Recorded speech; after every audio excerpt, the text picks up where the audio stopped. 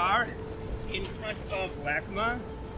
This is, they're doing a bunch of construction over here, and it's weird because I think that like collectively we have this assumption that like we're like at the end of time and there's really no future left. Do we have that assumption? I think that that's more sort of prominent than has ever been in my lifetime. That people think that like what's there left, like they're thinking that. But you look around us and everybody's preparing for the future, right? We've got this construction over here. We have this thing over. Everybody's building. They're taking this opportunity to like really build for tomorrow. Mm-hmm. So it's almost like if we don't have a future, like I don't know what we're doing here. If the country's going to collapse or whatever it is. Yeah, true. A lot will be known in mid-November, because we don't know if it's going to take days or weeks for the president to be decided, and then God, with Trump on the verge with COVID. Oh, that's right. You're too young to have been there in the 2000 election. Right. So, yeah, but yeah, it was crazy then. Mm-hmm. I was around. So, shoot, I forgot to start my timer. So just keep talking. It's fine. I'll sort of talk over here. Well, yeah. I mean, I've been talking to a lot of friends and colleagues about just the future of the nation. That like no matter who wins, the other one's going to be like, oh, that wasn't an election. Right. Like. Well, but I'm not really concerned about the future of other people. I'm concerned about the future of us and about you personally. For sure. So, like, there's a lot of people that have guns in this country. Well, no, I'm not. That's not what I'm talking about. Yeah. So, ever since COVID started, I know that you have a job where you're mostly doing things in front of an audience, right? And, artistically, yeah. Yeah, artistic, or whatever it is, right? Yeah. And so your livelihood requires a room full of people, which we don't do anymore. So I know that has changed how you approach things at a fundamental level.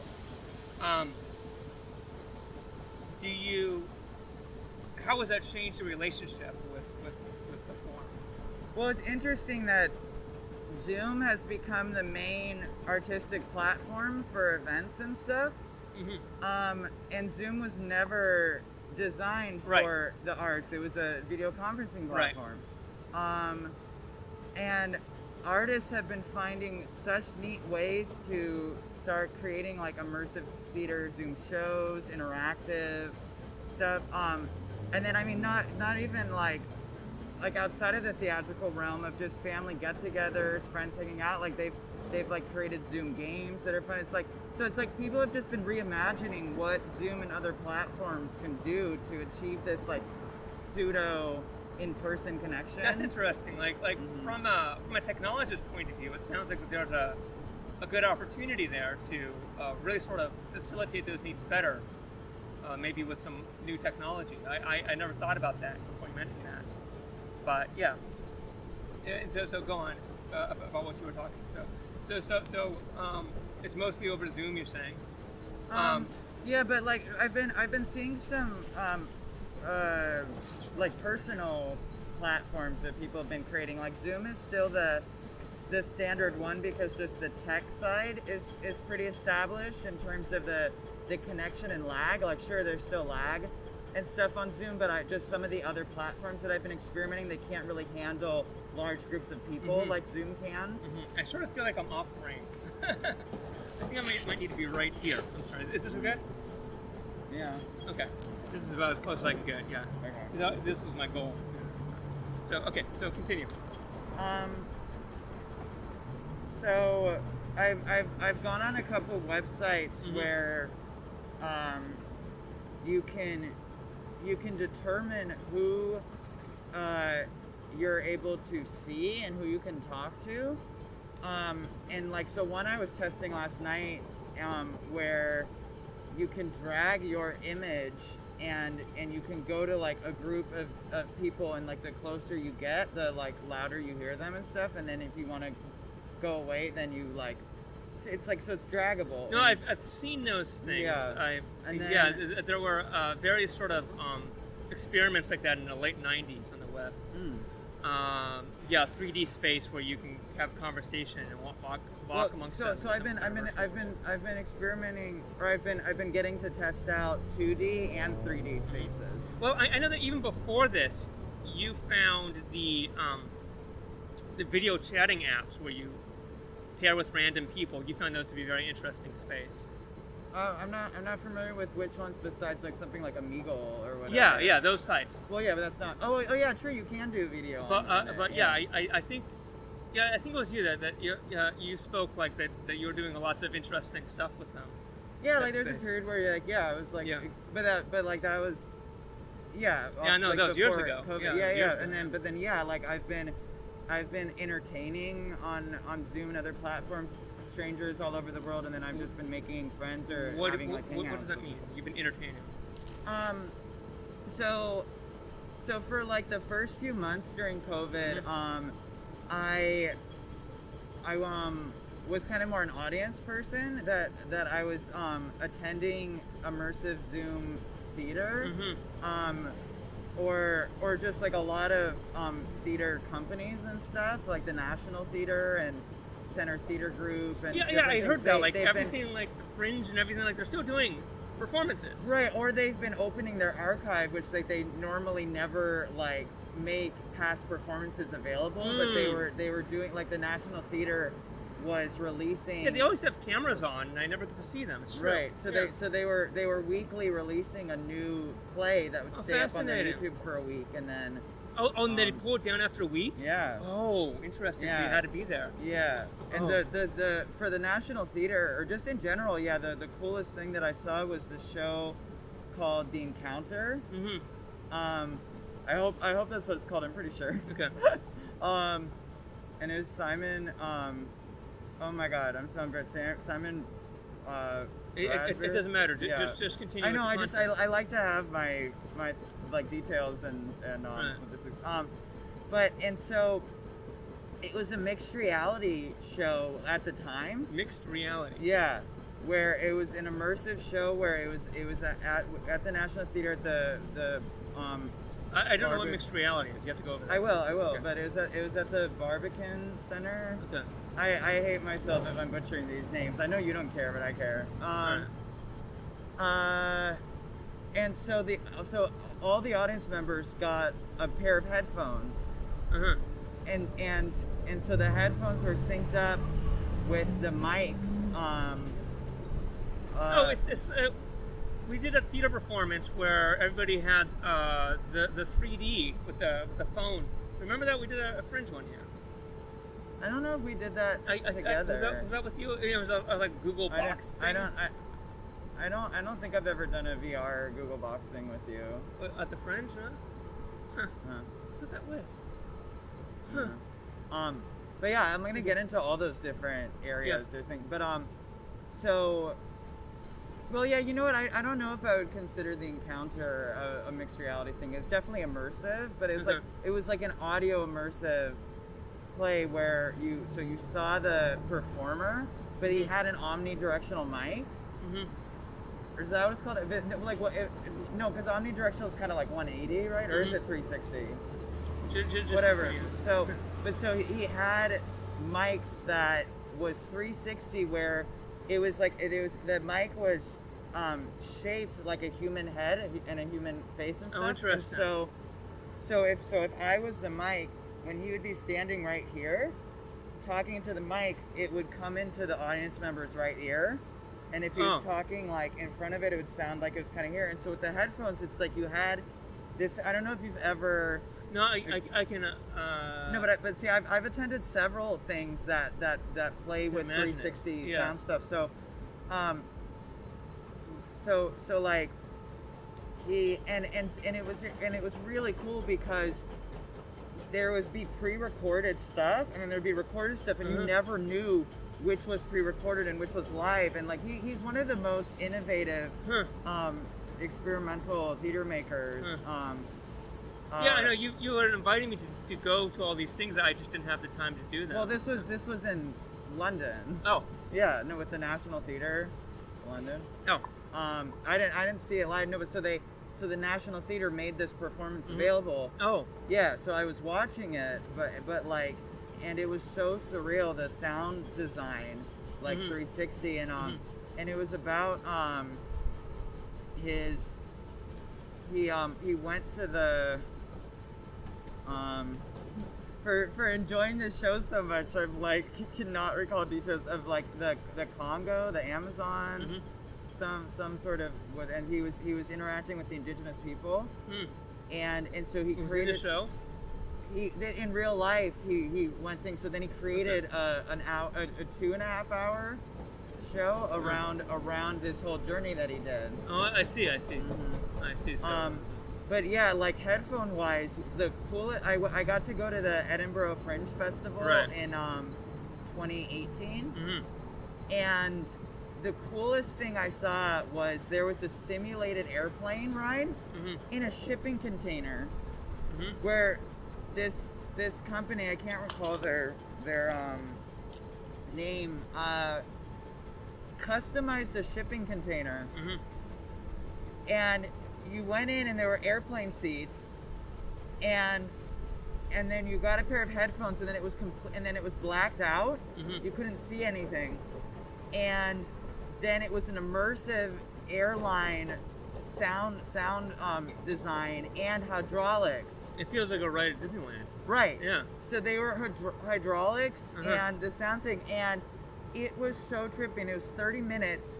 And you felt like you were on an airplane, and then it was so crazy that at first I thought that there were live actors in the space, because that's how trippy it sounded. That it sounded like there's people talking like right next to me, and I could, and it's so weird like what sound design can do, because it's like you heard footsteps like gets fainter and fainter and fainter away from you and get closer and closer and closer, and at the very end of it, it was a simulated airplane crash.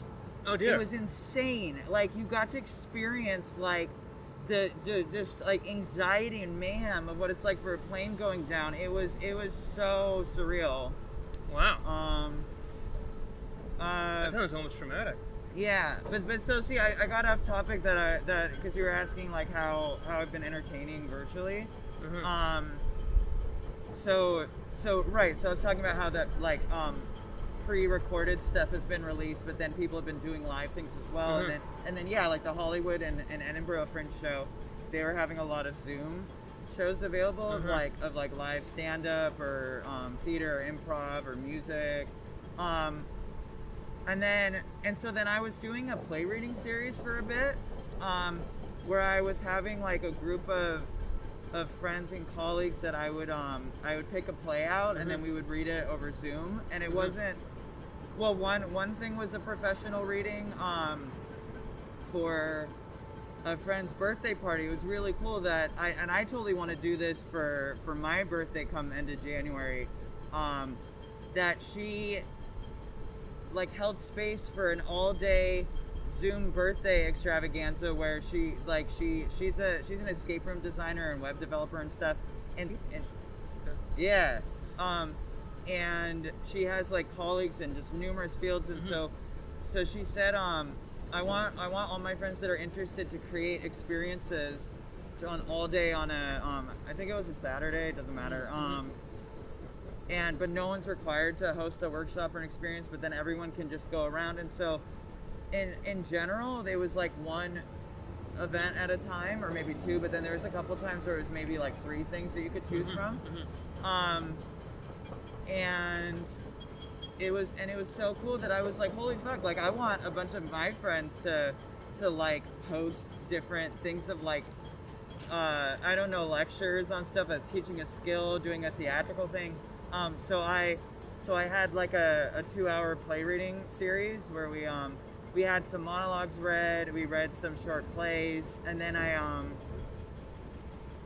like some stuff like that. And then we like did this game on Steam called Monster Prom, where we were voicing the characters. But it was really cool that people were doing like costume design type workshops of like how to make pockets in jeans. I'm not crafty whatsoever, but there was like a life drawing class, a figure drawing class. But it was really cool. There's like wacky stuff too, like this woman in Australia, came on with a PowerPoint, and Hey, quiet down.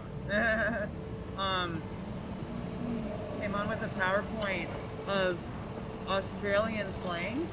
Mm-hmm. And so she was like, what do you think this word means? So then she would have 4 choices. And it was so fun.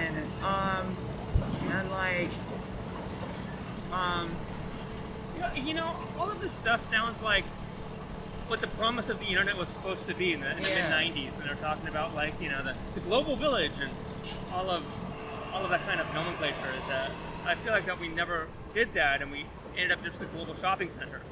yeah. And from what you've just described, it sounds like that we are.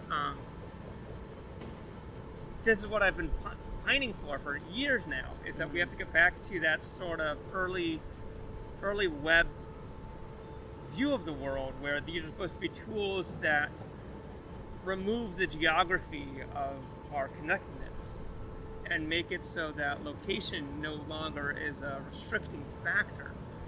And I felt like that had never been achieved. And it sounds like that we're getting much closer. Yeah, and so this was ourselves. And this was before I joined a professional collective of artists that are really, the organization is really up and coming, Mm-hmm. and we're starting to get real traffic and clients and stuff. Mm-hmm. But so like, so not only like traditional theater type stuff or interactive things on Zoom, but the video game community has been utilizing Zoom too, of RPGs, role playing games, Mm-hmm, and mm-hmm. LARPs, live action role playing. Mm-hmm, mm-hmm.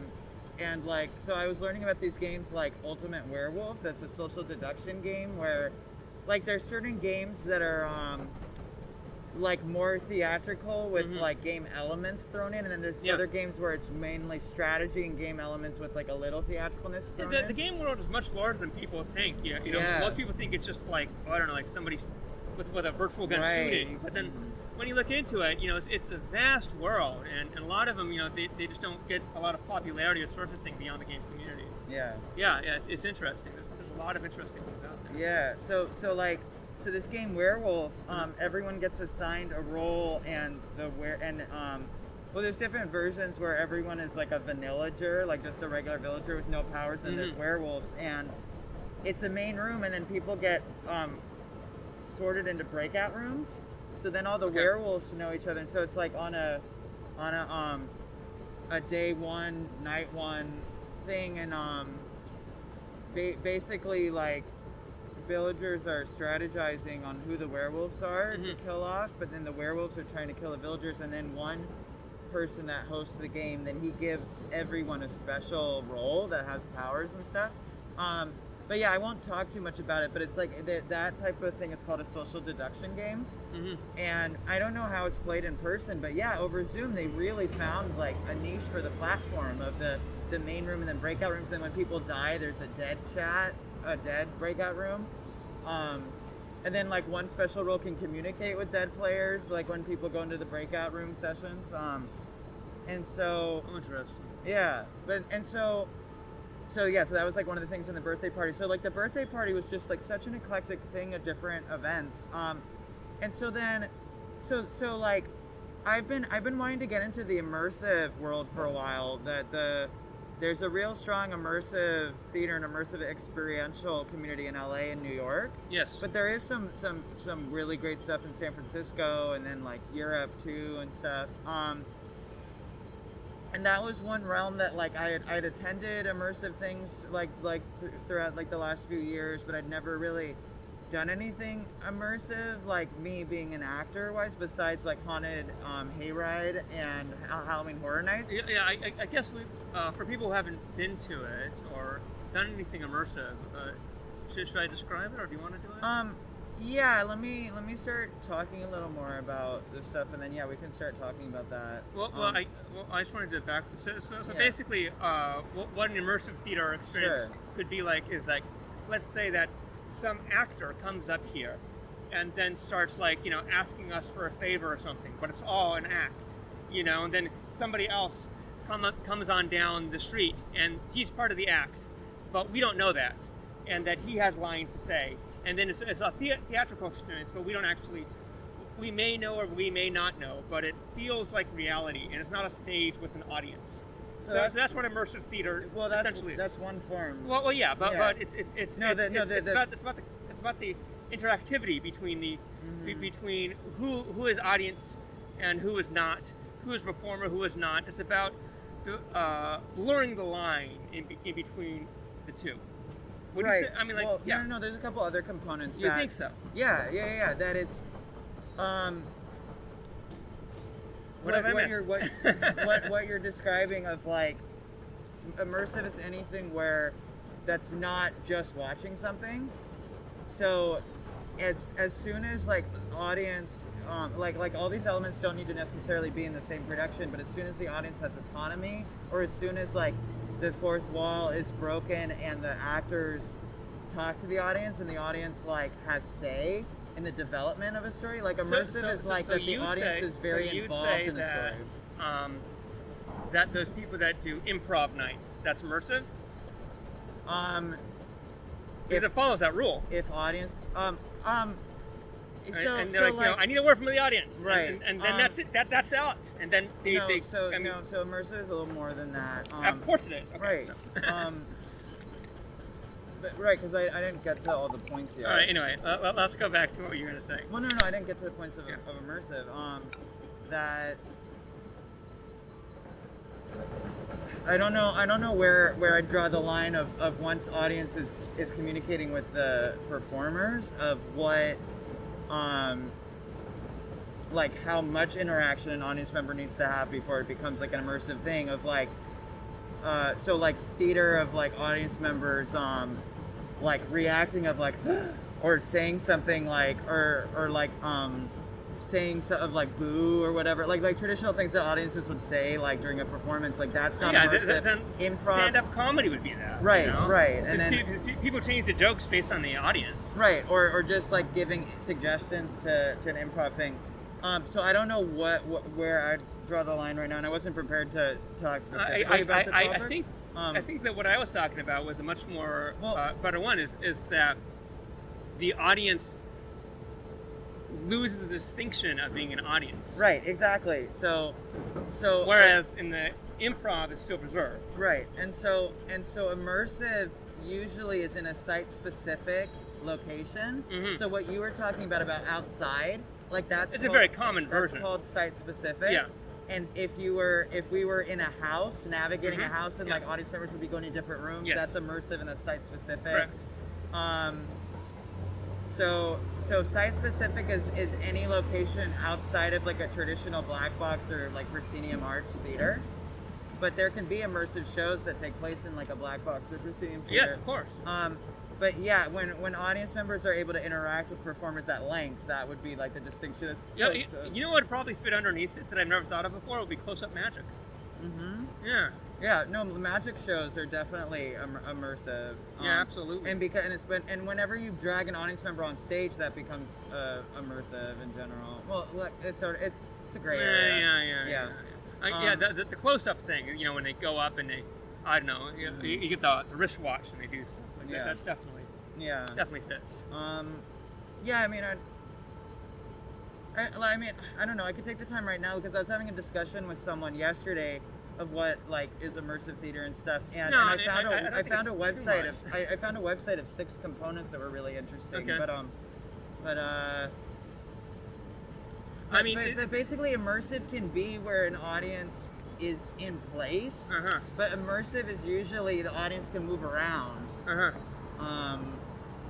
and immersive is usually there's like moving part, like for instance, there was an immersive show I went to like many years ago in a warehouse where we were on a moving cart, and we would go to one section of the warehouse, and there'd be a performance thing going on, then we'd go to another section, and so the audience never like interacted with the performers, but it was immersive because you were traveling.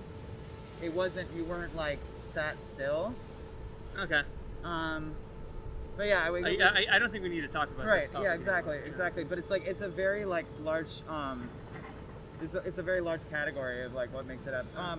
But there was, but I think that we've already gotten into the topic that you wanted to talk right, about. right. Is this So true? yeah. I'm going there. So scare acting is Scare acting. yeah. Scare acting is haunted house type stuff of Yeah. of haunted hayride, All right. Halloween Horror Nights, Dark Right, sure. Harbor, Not Scary Farm. Yeah. Where it's where that's immersive because you're a creature feature type Yes. character and you're interacting with audience members. So Mhm. that's an immersive connection.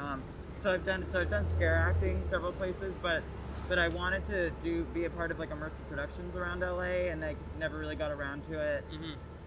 So then COVID happens, and designers, immersive artists are like, how do we continue creating art and then utilize the digital platform and stuff, because we can't. Well, it's interesting because now they're starting to create immersive stuff again that follows COVID safety guidelines, where escape rooms are immersive, and VR is immersive too. Because VR, you're able to travel around a world, and then escape rooms are immersive because you're solving activities and things. So I'm gonna focus on the main topic of what I want to talk about, but just the last thing before jumping into it is just that now there either are social distance shows where there's a car show happening in New York right now, where there's a play that cars line up around in a arena type theater where it's 360 in the round, and then I think it's being broadcast through FM radio, or people have their car windows down. But anyway, so it's so there's car theater now, or drive-ins, like some major things like RuPaul's Drag Race All Stars was doing a tour, so that's not immersive, because it's just a stationary show, but. Right, I don't want to focus on the definition of immersive anymore. Okay. No, I know. I'm not talking about the definition anymore. We're still beating a dead horse here. I'm not. I'm talking about what sort of theater stuff is happening now. So Drag Race is doing a live drive-in stage show. So that's a mass entertainment type thing, where they figured out, cool, we can get a lot of audience members doing and then so drive-in movies are coming back, and so the Rose Bowl, major concerts of major music stars and stuff are doing drive-in concerts. But I want to talk about you. I know. So not like the news headlines. I know.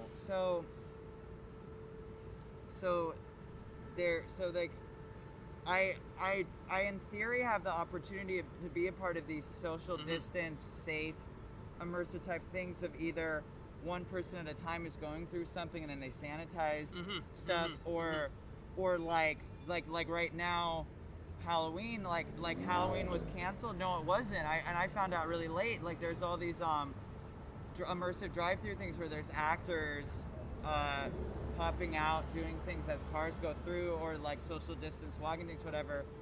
And so I'm still not quite comfortable doing that type of stuff, because you're interacting with fellow performers, you're getting makeup put on you from people, but so it's interesting how fast in real life productions have come back. But anyway, so I'll focus now on what I'm up to virtually.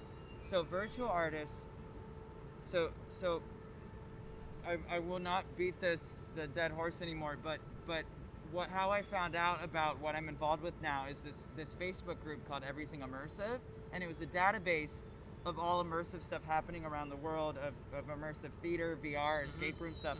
And so I came across this artist collective that was throwing Zoom parties called Co-Reality Collective. And so since April, they were creating all-day Zoom parties of similar to my friend's birthday, of just an eclectic day of programming over Zoom.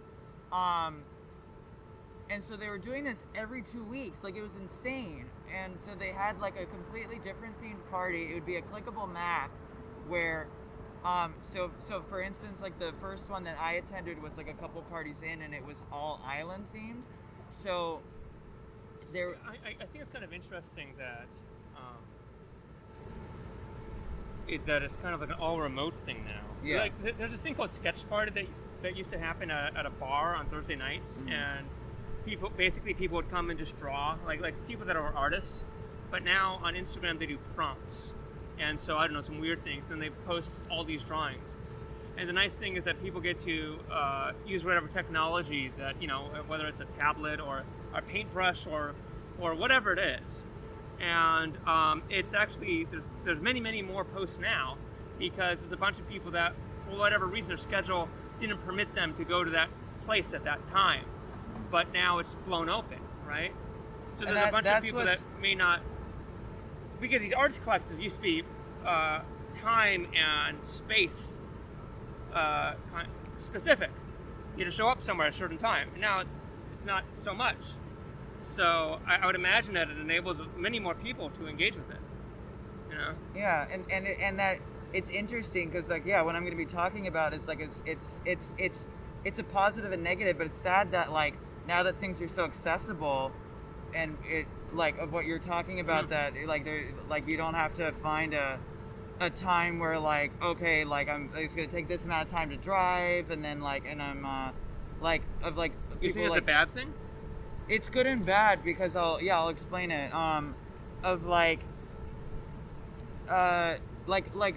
Theater in New York, much more financially stable in general than LA. Correct. Yeah. And also the subway system is so efficient, as opposed to LA. It's the traffic is so horrible. Right. That it requires a lot of people to go see a play, that they are stuck in traffic, especially at Friday at this time. Right, they're stuck in traffic heading out of the play. Not so much traffic. It's only 2:30 and it's already packed. Right, but they're spending time in traffic. Right. They're spending money on gas. The parking. They have to spend money on parking. Yeah. They're probably getting food beforehand. Yes, it's a multi-hour commitment. Right, yeah. and so what's crazy now is that the art is happening virtually, and so people don't need to leave their home. They don't need to spend time and money and stuff. So live events, once we get a vaccine, once the world starts becoming normal again, our art is affected in well, yeah, that was one of the other questions. Yeah, do you think this is? I think it's good and bad. There's been a few people that I've seen who they've gotten exercise equipment for their home, and I say, well, when this is over, are you going to return to a gym again? They say, oh no, heavens no, I have everything here that I need. Right. And it made me realize, maybe gyms aren't going to, because they used to be so popular, right? If you saw a gym, you wouldn't be able to park anywhere. Yeah. And after, and I guess people have gotten their own stuff, and when they open up again, I don't know if people are gonna start returning. Well, yeah. So that's. But this is the same thing. Right, and so it. Yeah, no. I got it. All right. I'm aware of tech. I appreciate tech. Actually, you know what? It came disconnected. Look at that. Look at that. I'm so glad that we were able to get this thing on. I was wondering, you're just noticing? But no, I didn't see it. So this is gonna sound awful. How long has it been off for? The whole time. The whole time? Yeah, for most of it, I don't know. That sucks. I should have said something. You should have said something. I thought no. Well, because you're usually aware of everything. No, so it needs to be plugged in. Right. I thought maybe there was a Bluetooth thing or something. Hey, better late than never. I mean, God. So how much time do we have left?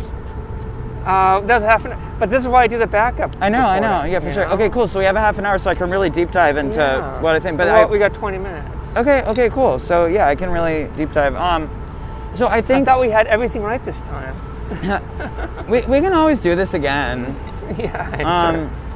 So I think it's a positive and negative. That it's a positive because you can connect globally with artists and collaborate, and it's going to be cheaper. So people that really want to support arts, or no, and it'll be cheaper, no, but then potentially it'll make more money too, because it's like you have a cheaper ticket, but then so many people are attending. It's like artists can really make. And the costs have gone down substantially. You don't have to pay for the theater or any of those other things. Right. So I mean, so it's that like smaller or even one-on-one type stuff virtually will be really expensive, but then really large group type stuff will be really cheap. But then the production team and stuff will be getting a lot of money because there'll be so many people attending. So it's flexible that way. And then you have a bunch of aftermarket opportunities that you didn't have beforehand, right? Like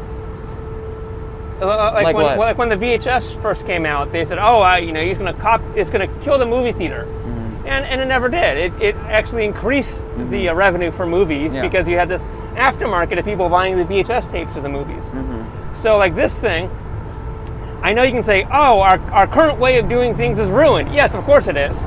But it doesn't mean there's not new opportunities for you, right? Like when music went digital, right? Mm-hmm. And all the CD makers were saying like, oh God, it's going to kill music. It didn't kill music. Yeah. Yeah. So I don't think it's going to kill it at all. It's just redefining it. Let me rattle out some pros and cons. So, live entertainment's really going to struggle. Yes. Because art was nowhere near accessible and available online. It was always like I mean, movies, sure, but like art in general of music, concerts, theater, stand-up, whatever. Stand-up and movies are similar, that it's really enjoyable digitally. But that, like, people are going out, but now that people have started getting so creative, people are like, oh, well, I'm just going to do stuff at home, so live event stuff is going to struggle.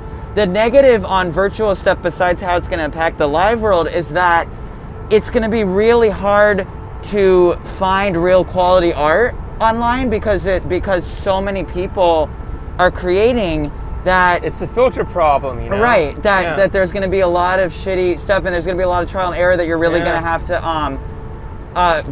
really research and get word of mouth of what's valuable money-wise and time-wise. And I mean, everything's an experiment right now. Like there is some really top-notch stuff that I've seen or I've done. But in general, like there's a lot of things that are kind of an experiment right now, but people are really starting to learn how to get stuff really professional and like really good quality. But yeah, I think that that there's just going to be this like kind of mediocre art creation in general, just how like social media made everything mediocre of like, that whole thing of I don't know, like YouTube culture, like social media of like, oh, I'm eating this right now, or like, oh, I'm doing that. Of just like everyone's a star, like anyone can, like you know what I'm talking about? That it's like art-wise. How like people think they're the shit if they get any sort of audience. That it's like, because it's like people are gonna show up to things online, but just like me being a really like hardcore artist, if I'm very particular of what I put out into the world or what I like seeing, and so there's a lot of things that I attend online or in person that I'm like, oh, this is awful, this isn't my cup of tea. Well, I mean, quality and success aren't really related to each other. Right, for sure. Yeah, I mean, everyone's gonna like put out like what they're really passionate about, and there's an audience for everyone, especially virtually. Like there's been. So I mean, so like I'm gonna get to Co-Reality Collective, but like the different experiences that have been hosted by people, either like people as a whole have been like, oh my god, this is so cool, or just it's been niche groups, or certain people have been like, oh, this is really not my cup of tea, and they leave, but then there's still like a certain crowd that is into it. It's kind of interesting because like we all are supposed to agree that like I know William Shakespeare and Charles Dickens are great authors and stuff like that. But if you ever catch somebody reading, like how often are they reading William Shakespeare, Charles Dickens? Right? And so it's almost like the stuff we acknowledge to be great, we don't really engage with. It's interesting how that works, right? They're not related. I'm gonna do this soon, but I missed this one. But it's interesting you bring up Shakespeare. Their VR theater is starting to be a thing, and I have some colleagues that were doing VR shows and stuff. They created a VR version of The Tempest, okay, where audience members were in a movable 3D world, and actors recited The Tempest as like designed virtual characters, and it was immersive, and audience members were able to interact in the zone and with the performers and stuff. So like, there was something called Second Life that was around about 15 years ago. Yeah, it's still happening. Yeah. They did stuff like that there. Yeah. Well, so like I was involved with Burning Man. I think they'll definitely have to have another session, be talking more about Co-Reality and Sparkle, the sister company, and Burning Man. But basically, I started, because we only have a few minutes left, so I'm going to kind of do big picture type stuff, but I would really love to get micro into... Yeah, you have to come back in about 6 weeks. I mean, I'm booked. I know, for Yeah, sure. A two-parter, especially because, like, the mic. I got this. I know. So I started creating art with Co-Reality before the first ever virtual Burning Man. And they were calling it the virtual burn or the multiverse. And so Co-Reality Collective events was like all day Zoom parties every 2 weeks, and audiences would be on a 2D map website, and they would click on an image of where they wanted to go. So for the island theme that I was an audience member of, there was Survivor Island at a game show. Survivor was happening, and so audience members would have a PDF of the whole schedule, and they'd be like, "Oh, I want to do the game show." So they would click on Survivor Island, and it would take them to a Zoom room. And so there was like the Club Krabby, whatever island, that was like a DJ vibe space. So the first event that I did programming for was space themed, where it was Party to the End of the Universe. So, and it was their last party before we were one of the official 9 universes for the virtual burn, or 8 universes. There's 10 things in general, but 8 universes. And for the space event, it was all like planets or galaxies or whatever. So there was a cabaret space, and so it was the Apocalypse Meow galaxy, and then I did this escape pod game show type thing, and so the space was called Escape Pod, and so on this map people clicked Escape Pod at the right time, and it would open the Zoom room where I was hosting a game show. And so at our events we always have a cabaret type show vibe. We have a healing space of like kind of sacred, and it's usually like very like women and non-binary based, of like movement and like meditation and mindfulness.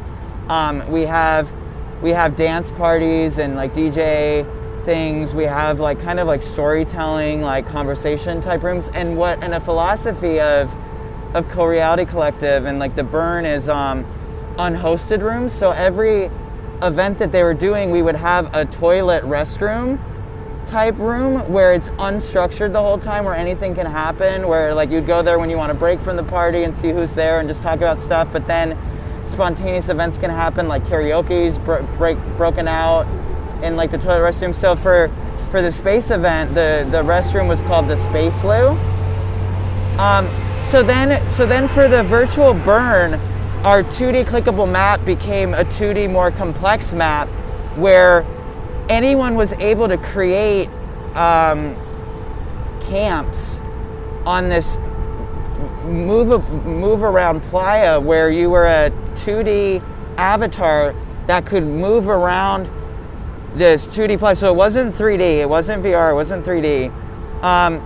And you would go to a camp, and then you would click on it, and you would get a description of what's happening, and then you could click it, and it would lead to either a Zoom room or a website where we had art that people submitted, that then it would go to like their website or a video or something.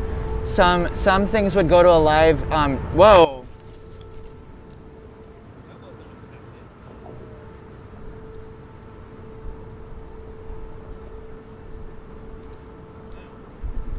That happened before. That was my new phone too. Okay, it's okay. Let's make it level. Okay. Continue. Everything survived. So some camp apps, when you click them, it would lead to Twitch streams of like DJs, musicians, video game streaming. So like it just like was totally open-ended, open source, just like a portal, a platform to lead to anything. So like Zoom, Google Hangouts, Twitch, and so we had our camp Co-Reality as one of the camps within our movable play that we were calling the Sparkleverse, and so then we continued that platform. So the burn was the very end of August, the beginning of September. It was 10 days, Right. and then we used our platform to host Burning Seed, which is Australia's regional burn. And so I've never been to Burning Man in person. I'm officially a burner now, and I was like producing and helping to like manage and run things during the burn and Burning Seed, but I had no idea that there was all these regional burns like around the whole world. And so so for the burn and Burning Seed, I did like interactive character meet and greets. Like Snapchat created this app for computers called Snap Camera, where they have an infinite amount of filters that just how like on Snapchat or like Instagram that you can do filters and stuff, that they did this app for that can work for Zoom or Google Hangouts or any sort of video conferencing platform where you switch to the Snap Cam instead of your regular computer cam. And then you select filters. So like a friend of mine who's an actress, she's just like discovered this whole character based around a floating potato filter, where she's a floating potato and she's created a whole persona around that. And so then for instance, like our dance parties, there's this organization, the DDP, Decentralized Dance Party, and they have this whole banana takeover where randomly all of a sudden people start putting on banana costumes and changing their Zoom backgrounds to bananas. Interesting. And then there's this banana overlord character that comes on and he's like, I am the banana overlord and you must give me your bananas. Dance and give me bananas. And so I created this floating banana character that I called peeled plantaina, a combination of plantain and banana. And so I made it southern, and so I'm this floating banana. I'm like, hi y'all, I'm peeled plantaina, and I'm really like happy to be dancing with y'all. So that's one of the like the latest characters that I created. But I got my dreams came true, and I became a part of an immersive Zoom production that has many names at this point. That it's called the Centipede for a while. Then when for the burn, it was called the Sandworm. Now we're working on a horror version of it, and we're calling it the Catacomb Caravan. And I don't want to give too much away because we purposely don't want people to know any like that much about it going in. But it's a one-on-one. Over millions of watchers. No, it's gaining momentum of like No, this one. Right.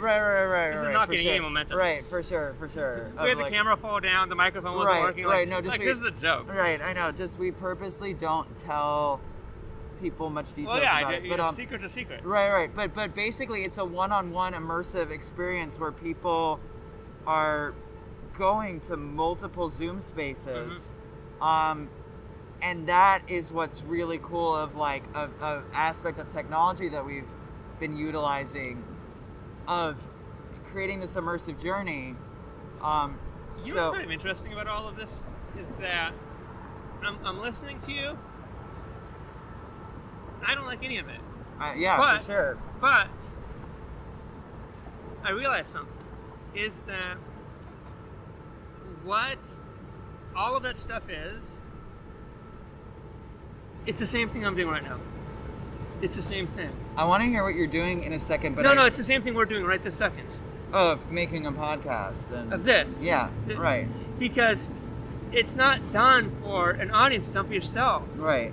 Right. Well, right. No, but like I really appreciate you bringing that. People engage I really appreciate you bringing that up. That I'm not really into any of this because it's true that like all this like virtual I don't feel stuff, any connection to any of that stuff. Right, for sure. But it's the same thing. Isn't that weird? Well, right. No, but like so it's interesting because I fall in the middle where a lot of the stuff that's going on in our events or events that I'm attending, a lot of it I'm like, oh, like I'm bored, or I'm this isn't my thing, or this is like stupid, whatever. And then there's certain things where I'm like, oh, I'm really into this. But like people of like my parents' generation, my godmother, my parents, they're like, oh my God, this is all like so stupid. It's not the same as in-person stuff. It's so unengaging. Exactly. And so I'm really in the middle of there's certain things that I find fascinating. There's other things, but there's people that are at total ends of people like you that are like, oh, like cool, like yeah, like that sounds cool, great for people that are into it. That like I'm not into it at all. And then there's people that I can't understand for the life of me that just are living for everything and are like, oh my God, this is the best thing ever.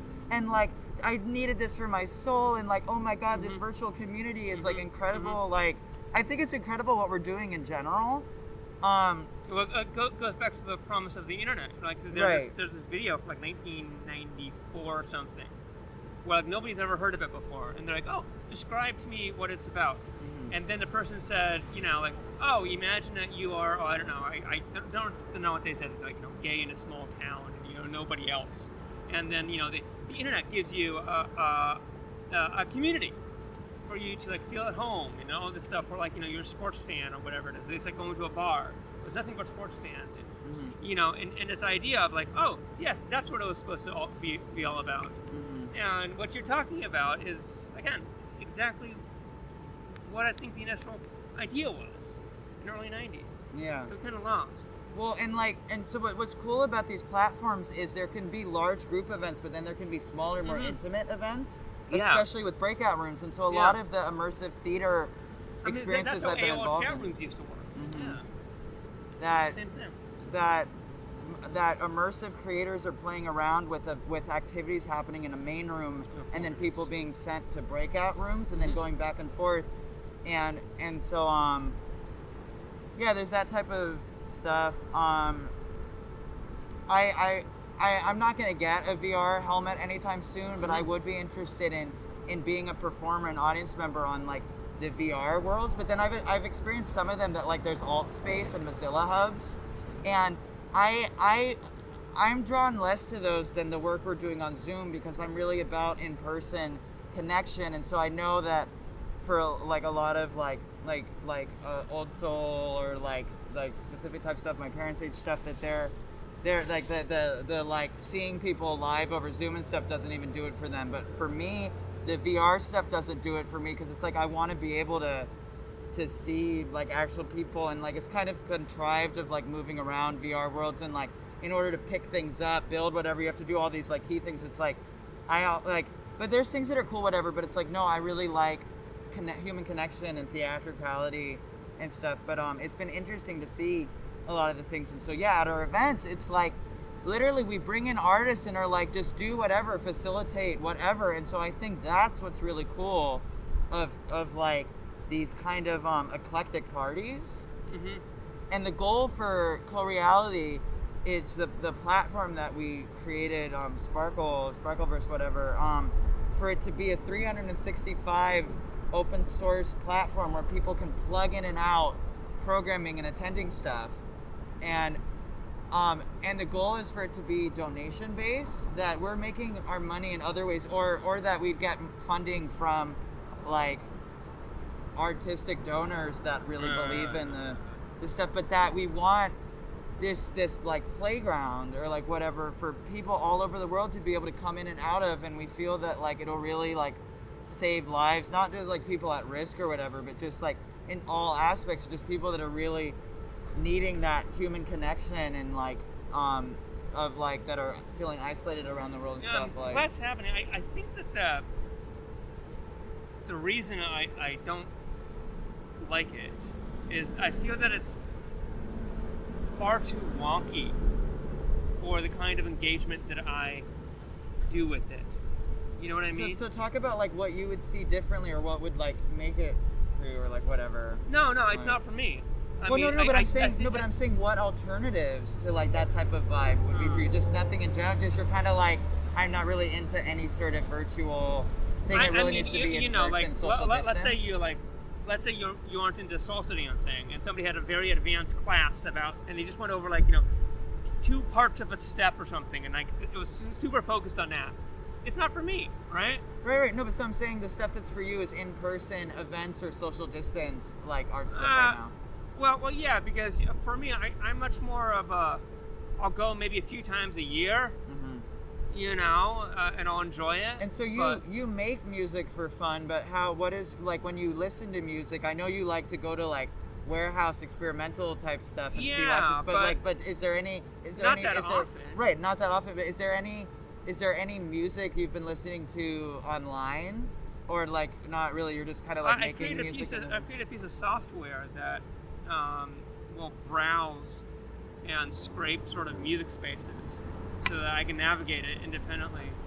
And I've been going through that for about 8 months now. Right, but see, this is the question I'm getting, that you have adapted, that you're listening to music from time to time online. But I would have been doing that otherwise. Well, right, but so I'm saying, so it's not that you're completely not with the virtual space, because it's like I get what you're saying, but I'm trying to see like which things you are into. So it's like listening to music is one of the things that happen in our events, but you'd have to be into the particular DJ or the musician or whatever. Of course. Yeah. How much time do we have left? I don't know. I like to stop at 55, so about we can do another minute. Let's just do it. Okay. Cool. No, I know what you mean. I'm just, but I'm saying that there's a false equivalency there. Yeah. Is that there is not only is there a wonkiness, but there's a purism to what it is. Is that, it is the pure theater. There isn't that audience part to it, and so it's theater for the theater nerds, right? And so that's why like it gets into this like super nerdy form of what you guys do, and it just sounds like Dungeons and Dragons to me. Right, for which sure. Which is fine, and I'm glad that exists, and I'm glad that it's empowering to people. I just find it interesting that I say that, but then I realize that the reason that they're doing it is for the same reason that I'm doing this thing right here. Right, and also we have to adapt with the times right now. Isn't that weird? Yeah. Right. No, but so that goes back to the positives and negatives of like moving forward, that this stuff is going to exist like after COVID, and I hope that the live arts can be supported and stuff. Like the live arts will still happen, but it'll just be much more like less, or like live arts will be filmed and then people are just going to watch it online. I mean, yeah, the location liberation I don't think is going to go away. It's quite nice. For sure. So I have 2 points to wrap up. No, you got to do it in like I 40 will. seconds. I will. I hear you about the purism. I feel the same way. I'm hopping on the bandwagon and doing what I feel is most creative for me and stuff, because that's where the art is at right now, and I gotta keep creating art and exploring these platforms of like what art is heading towards. But then also I'd love to talk to you off the record of what the specific mechanics of the Zoom theater we're doing, because it's coming pretty close to theater. And I know it won't be the same, but it's like what we're striving to do is to make it as much theater and like personal, like immersive interactions with an audience member as we can virtually. So I'd be interested in discussing that more with you. Yeah, it'd be nice. All right.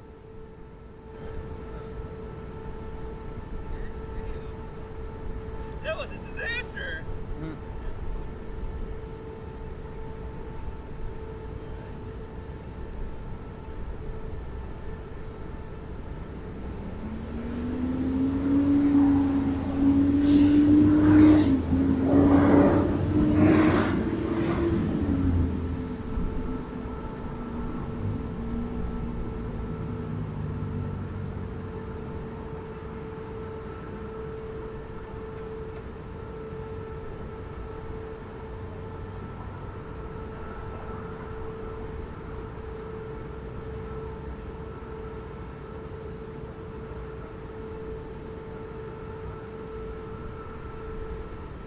Them pretty well. This is a brand new phone. I just got it recently.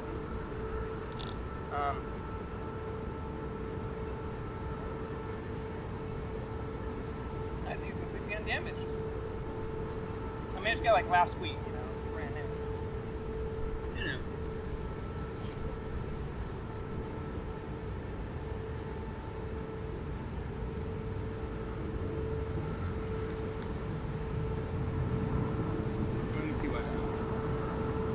we, oh, we're done with this thing.